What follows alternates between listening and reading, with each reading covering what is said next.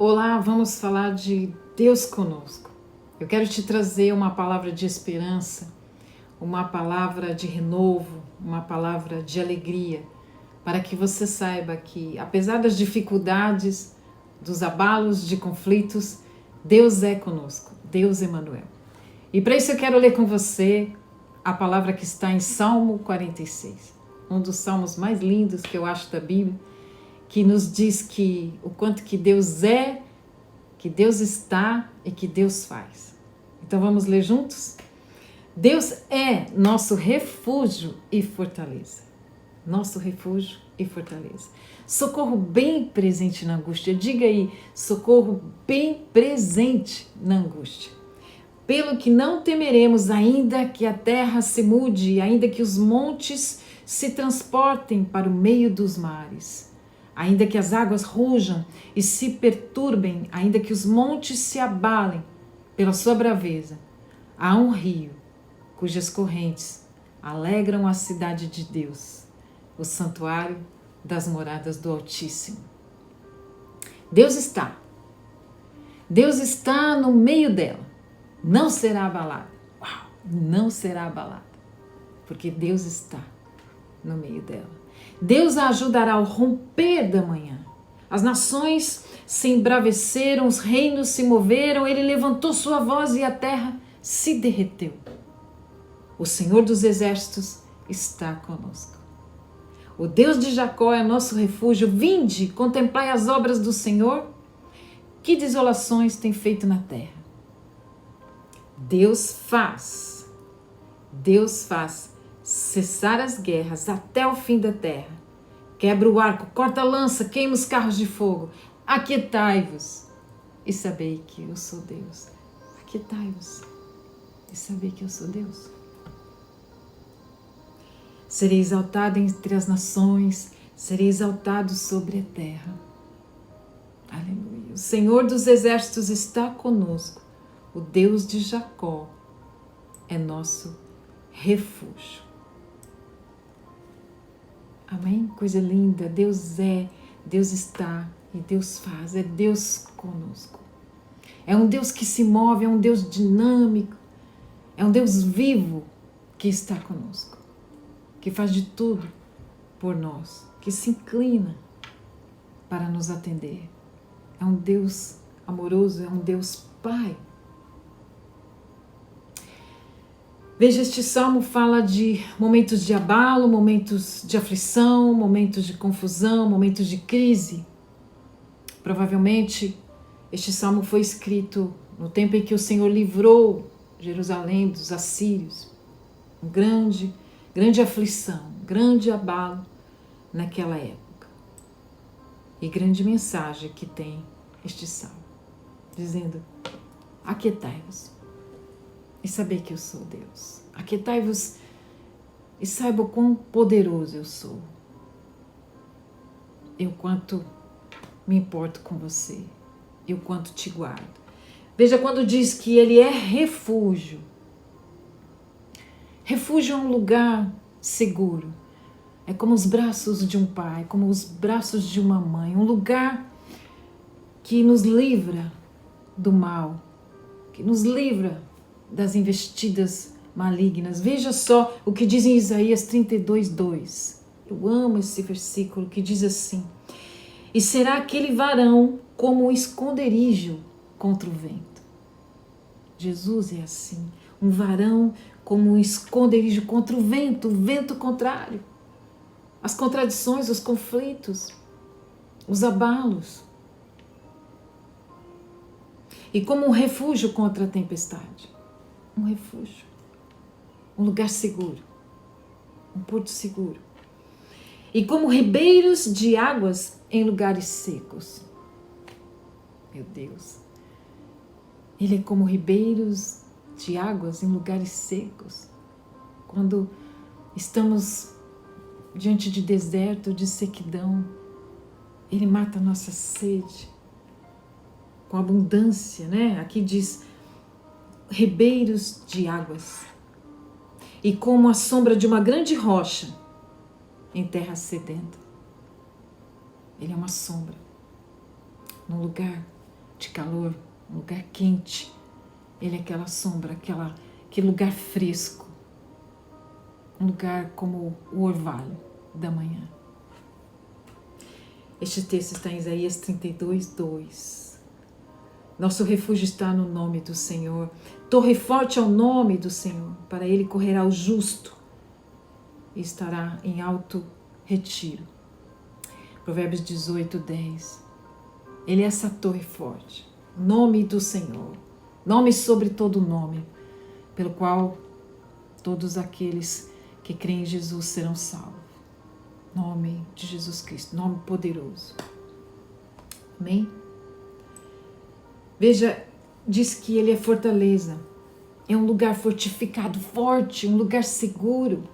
Não como as fortalezas do homem. Como Jericó diziam que jamais seria abalada.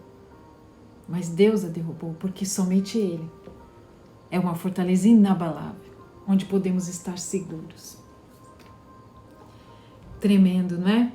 Diz assim: o Senhor é bom, uma fortaleza num dia da angústia, e conhece os que confiam nele. Naum 1:7. Socorro bem presente, diga, bem presente. Socorro bem presente. Você pode não estar perto do seu filho, de sua filha, do seu esposo, de sua esposa, mas Deus está lá presente. O socorro pode não chegar, o homem é falho, existem atrasos, existem máquinas que muitas vezes não funcionam, mas Deus é onisciente, onipresente, onipotente, está em todos os lugares e está atento. Ele zela por nós, vela por nós. Por isso nós podemos descansar, aquietar a nossa alma, porque Ele é socorro bem presente, Ele é presente na nossa vida. Ele é presente, foi presente no nosso início da nossa vida, agora e sempre será presente. Coisa linda que eu vejo isso no Senhor. Ele é escudo e galardão. Disse o Senhor a Abraão: não temas, eu sou o teu escudo, o teu grandíssimo galardão. O Senhor é todo poderoso e está conosco. Em segundo lugar, Deus está presente, que é nos versos 4 e 5 diz: há um rio cujas correntes alegram a cidade de Deus, o santuário das moradas do Altíssimo. Deus está no meio dela.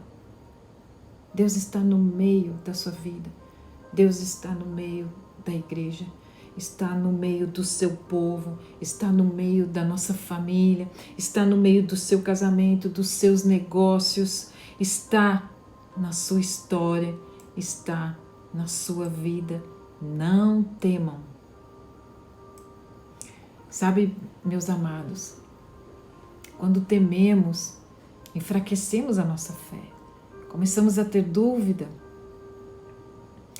e o medo nos paralisa. E os versos diz que é rios de água viva que alegram a cidade de Deus. O medo nos paralisa como uma represa que não flui. Nosso Deus é um Deus de movimento, é um Deus que flui. Nós não podemos ser paralisados pelo medo.